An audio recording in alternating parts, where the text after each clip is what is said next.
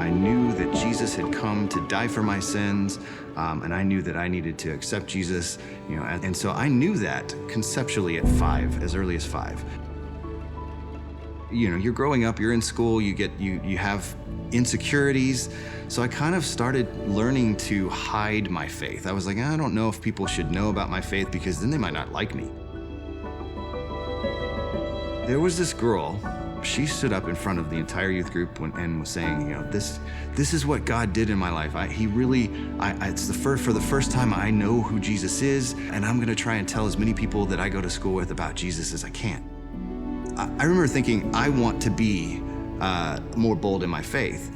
And she's just brand new, and she's just out there doing all the stuff that I should have been doing. She suddenly became like a hero of mine. I want to be like her.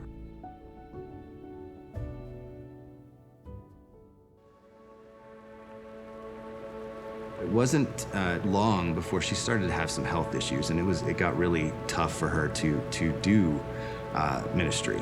Her health continued to decline. She got sicker and sicker. Her lungs seemed to be shutting down for some reason. We didn't know why. I'm getting more and more bitter at God for her health being so bad. At some point, we just kind of quit trying. We quit trying to go to church. We quit trying to be involved in small groups. All that did was make it worse for me. I got more and more bitter toward God. I have prayed and prayed for her to be healed from this, and it hasn't happened. Maybe God just doesn't really care. He's just a silent observer in everything. She starts to feel a fullness in her side. So she goes and gets a scan done, and they discover that it is indeed cancer. We went into the Mayo Clinic Hospital, and we basically never came out. It was probably the hardest 3 days of my life. I'm holding her hand, and I would squeeze it, and she would squeeze it back just to let me know that she was still there. And in the process of her going through hospice, I came back to my faith, because at that point, I had nothing else. I kept telling her one thing over and over again. I said, I'm still here. I'm carrying you.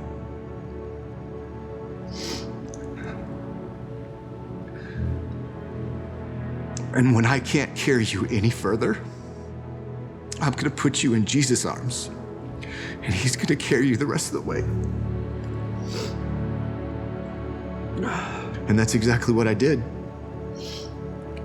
I held her hand, and I kept repeating that to her until I felt her hand go cold, and I knew that she was now in Jesus' arms.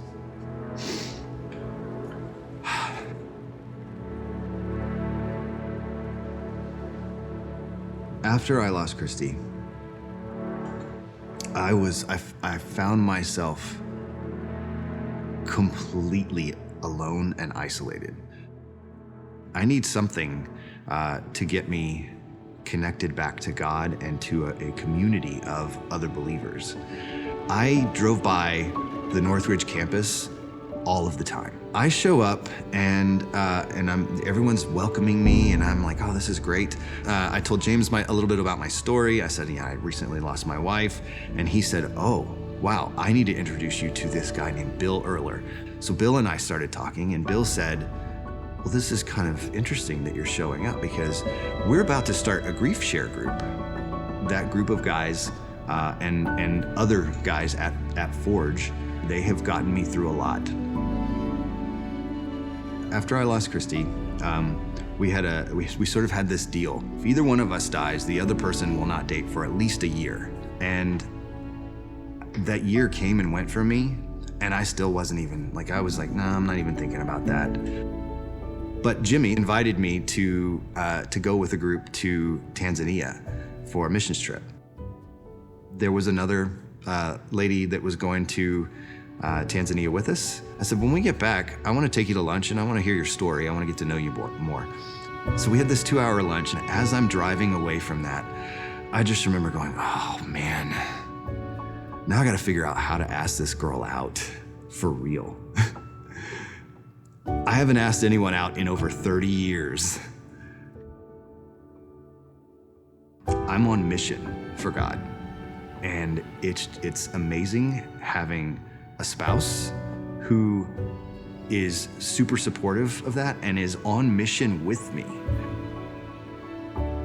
Going through what I went through and then having the community to kind of surround me and help me get back up on my feet, it taught me sort of the correct view of God.